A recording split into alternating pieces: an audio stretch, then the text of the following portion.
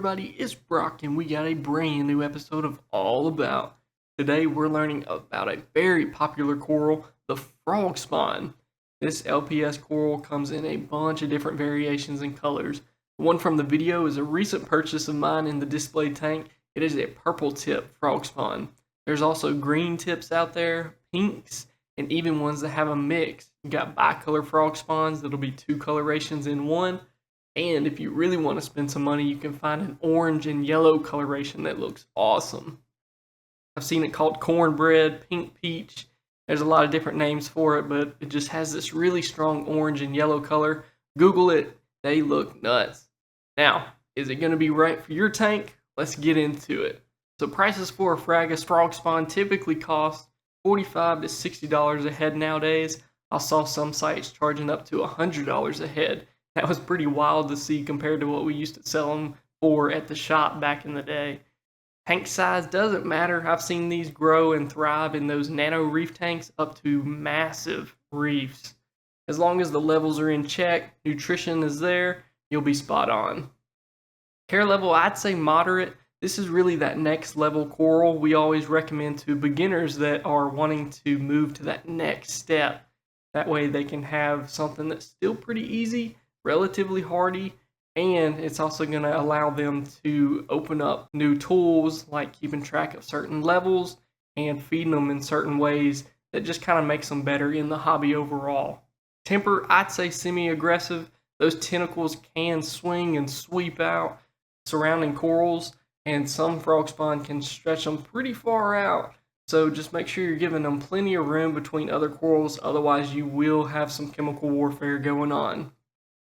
They're not going to really overtake quickly like you would see green star polyps or zoas, but with them branching out the way that they do, they will definitely cast a shadow on what's below them. So be real cautious about where you put them, expect them to branch out, and don't put anything below them that will need light. Being a Euphyllia coral, you can usually put them beside other Euphyllias like hammers. However, for torch corals, I've seen it go both ways. I've seen torches sting the fire out of them in my tank, and then other times that I've seen customers and people online, it was like the torches didn't even bother them, even if their tentacles were rubbing all against each other. Nothing really happened. Hammers can be seen growing in walls or branching. The Frogspawn is usually branching though. It's not an extremely fast grower, usually seeing a new head begin to split off every 1 to 3 months. Just kind of random, keep feeding them, keep your levels up, and you'll see it more often. They will propagate by growing a second mouth on that existing head, and they'll eventually span off with its own branch over time. One thing to keep in mind is polyp bailout. This is where the entire head of the LPS coral will release itself from the branch entirely.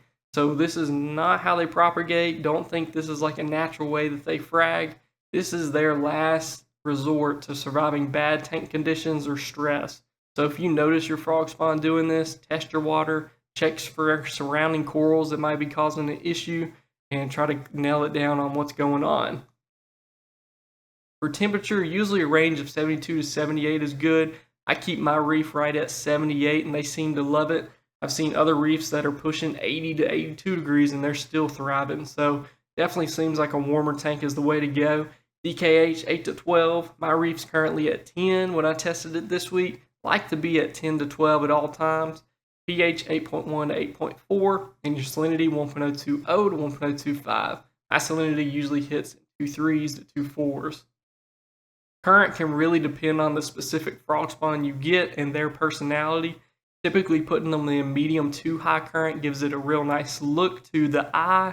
Their tentacles are flying around, but even the one that's in my tank right now is in a very low current spot, and they seem to be loving it.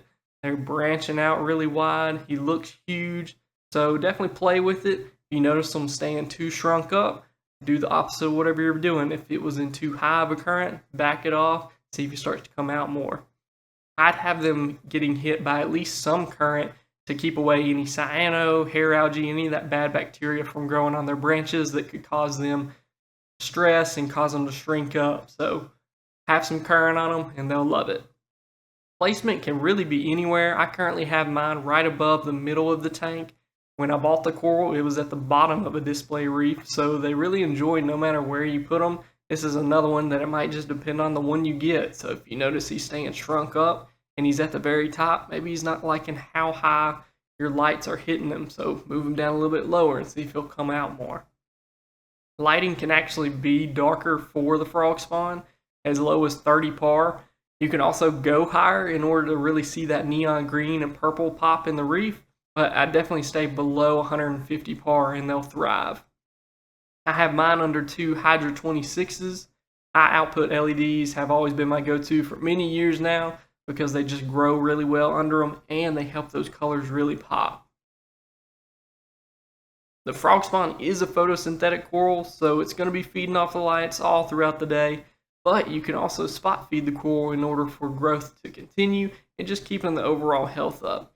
I like to turn the power heads off and sprinkle pellets over top of them, and they'll grab those with their tentacles and bring it to their mouth. That's a lot of fun to watch. You can also do the liquid foods in the power heads, Fido, oyster fish, reef roids.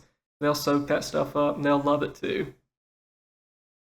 Frogspawn originally came from the Great Barrier Reef around Indonesia and other surrounding islands. Nowadays, you're really just getting them from aquaculture. Reef hobbyists have mastered fragging and reproducing these that we no longer really need to harvest them in the wild anymore. For fragging, the best thing to do is have a good pair of scissors on hand, and you can cut the branches off at the bottom. So it's really easy, great one for beginners that are starting to do fraggings of corals. Don't do anything crazy like cutting the heads in half, hoping they grow back. Don't do nothing crazy like that. It's just like taking a branch off a tree, and then you can glue that plug to a place somewhere in the tank for a new colony to grow, or put it on a frag plug and sell it. With LPS corals, calcium and KH become really important for the health of the corals and their skeletons that they grow. So try to keep your calcium up. I like 420 and my KH at least 10. Those levels keep them in check, keep them really happy and healthy. If the heads are staying shrunk up, check your water levels, check surrounding corals, and check flow. Hopefully one of those will stand out as the issue and you can go in and fix it. And a fun fact, clownfish can actually host Frogspawn corals, so don't freak out if your clown is swimming into it. They will host it and feed it just like they would an anemone, so that's really cool to see. The one I actually bought from had a black clownfish that was super mad when we took the Frogspawn out of the tank. If you are curious about the brown jelly disease that they are susceptible to getting, I just recently posted a video on it and a lot of hobbyists have put their experience in the comments. So after watching this one and that one, you should be ready to take care of some Frogspawn coral. Don't forget to like and subscribe to my channel. If you have any questions about lighting or experiences you'd like to share, please leave them down in the comments for future viewers to see. The more we learn from each other, the better off we'll be in this hobby. Be safe, stay kind, and I'll see y'all later.